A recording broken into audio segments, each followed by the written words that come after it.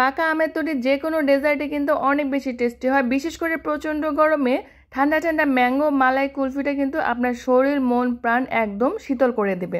আসসালামু আলাইকুম ভিউয়ার্স, স্বাগতম জানাচ্ছি আমার চ্যানেলের নতুন আরও একটি পর্ব দেখার জন্য। আজকের পর্বে থাকছে ভীষণ মজাদার ম্যাঙ্গো মালাই কুলফির রেসিপি। এমন সব মজাদার রেসিপি পেতে আমার চ্যানেলের সঙ্গেই থাকবেন।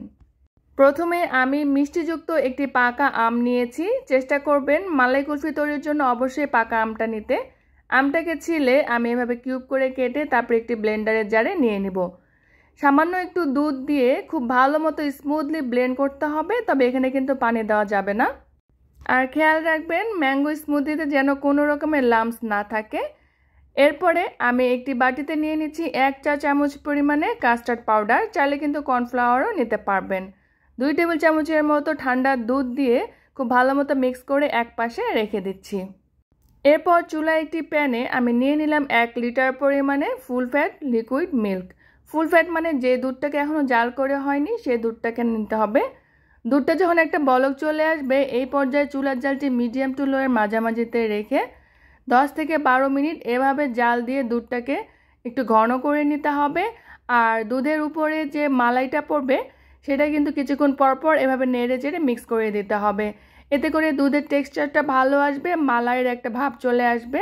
প্রায় 12 থেকে 14 মিনিট জাল করার পরে দুধটা যখন একটু ঘন হয়ে আসবে এই পর্যায়ে দিয়ে দিচ্ছি 3 টেবিল চামচের মতো কনডেন্স মিল্ক। চাইলে কনডেন্স মিল্কের পরিবর্তে সুগারও দিতে পারবেন। আর মিষ্টিটা আপনার নিজেদের টেস্ট অনুযায়ী অ্যাডজাস্ট করে নিতে পারেন।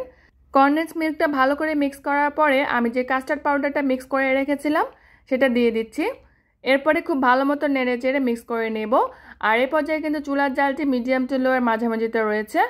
এরপরে দিয়ে দিচ্ছি আমি যে আমটা পিউরি করে রেখেছিলাম সেটা। এখানে আমার প্রায় হাফ কাপের থেকে একটু বেশি পরিমাণে ম্যাঙ্গো পিউরি রয়েছে। তবে খেয়াল রাখবেন আমের পিউরিটা যেন একদম মিষ্টি হয়, মানে মিষ্টিযুক্ত পাকা আমটা নিতে হবে। এরপরে একটি হ্যান্ড উইস্কের সাহায্যে খুব ভালো মতো নেড়ে চেড়ে মিক্স করে অপেক্ষা করব মিশ্রণে একটা বলক আসার জন্য। যখনই একটা বলক চলে আসবে সাথে সাথে চুলা থেকে নামিয়ে খুব ভালো মতো নেড়ে চেড়ে ঠান্ডা করে নিতে হবে। কিছুক্ষণ পরপর অবশ্যই নেড়ে দেবেন, না হলে উপরে কিন্তু মালাইটা জমে যাবে। মিশ্রণটাকে খুব ভালো মতো নেড়ে চেড়ে ঠান্ডা করে নিয়েছি। আর ঠান্ডা হওয়ার পরে কিন্তু মিশ্রণটা আরও অনেকটা ঘন হয়ে যাবে। এই যে দেখতেই পাচ্ছেন একদম মালাইয়ের মতো তৈরি হয়েছে। মিশ্রণটি পুরোপুরি ঠান্ডা হওয়ার পরে আমি কুলফির মোল্ড নিয়েছি। আপনারা কিন্তু যে কোনো মোল্ডেই এই কুলফিগুলোকে জমাতে পারবেন। এরপর পরিমাণ মতো মিশ্রণ দিয়ে সবগুলোকে ফিল আপ করে দিচ্ছি। আপনার হাতের কাছে থাকা যে কোনো কাপ বাটিতেই কিন্তু আইসক্রিমটাকে জমাতে পারবেন। এর উপর দিক থেকে ফয়েল পেপার দিয়ে খুব ভালো মতো র্যাপ করে দিচ্ছি।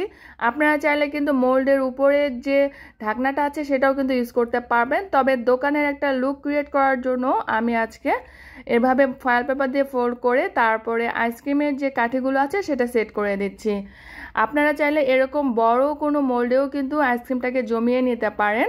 এরপর ফয়েল পেপার দিয়ে র্যাপ করে আমি প্রায় 6 থেকে 7 ঘন্টার জন্য এগুলোকে ডিপ ফ্রিজে রেখে দেব যতক্ষণ না জমে যায়। প্রায় 6 থেকে 7 ঘন্টার পরে আইসক্রিমগুলো কিন্তু খুব ভালো মতোই সেট হয়ে যাবে। চাইলে কিন্তু ওভারনাইটও রেখে দিতে পারেন। একটি কুলফি আমি আপনাদেরকে মোল্ড আউট করে দেখাচ্ছি। এভাবে নিয়ে হাতের সাহায্যে একটু র্যাপ করবেন, তাহলে কিছুক্ষণ পরে কিন্তু খুব সহজেই মোল্ড আউট হয়ে যাবে। এই যে দেখতেই পাচ্ছেন কুলফিগুলো কতটা অ্যাট্রাকটিভ হয়েছে। এই ম্যাঙ্গো মালাই কুলফিগুলো কিন্তু দোকানের থেকে কোনো অংশেই কম না। আর ঘরে তৈরি যে কোনো খাবারই তো অনেক বেশি হেলদি, তাই না? কুলফিটাকে মোল্ড আউট করার সময় কয়েক সেকেন্ডের জন্য একটু বাইরে রাখলে কিন্তু খুব সহজে মোল্ড আউট হয়ে আসে। অথবা চাইলে কোনো পানিতে একটু ডুবিয়ে নেবেন কয়েক সেকেন্ডের জন্য, তাহলে খুব সহজেই দেখতে পাবেন যে মোল্ড আউট হয়ে যাবে। চাইলে কুলফিগুলোকে বড় কোনো পাত্রে সেট করে চাকু দিয়ে এভাবে কেটে সার্ভ করতে পারেন। আর উপর দিক থেকে কিছু বাদাম দিয়ে পরিবেশন করলেও কিন্তু দেখতে ভীষণ অ্যাট্রাকটিভ লাগে। আর এই কুলফিগুলো এতটাই সফট হয়েছে যে মুখে দিলেই কিন্তু একদম মিলিয়ে যায়। ছোট থেকে বড় সবাই কিন্তু এই কুলফিটা ভীষণ পছন্দ করবে। অবশ্যই ট্রাই করবেন আর আমাকে কমেন্ট সেকশনে জানাতে পারেন কেমন লাগলো আজকের আমার মালাই কুলফির রেসিপি। আপনারা আর কি কি রেসিপি আমার চ্যানেলে দেখতে চান চাইলে আমাকে জানাতে পারেন। চেষ্টা করব আপনাদের সাথে শেয়ার করার। এমন সব সহজ ও মজাদার রেসিপি পেতে আমার চ্যানেলের সঙ্গে থাকবেন। ফিরে আসবো নতুন কোনো পর্বে। টিল দেন সবাই খুব বেশি ভালো থাকবেন। আল্লাহ হাফেজ।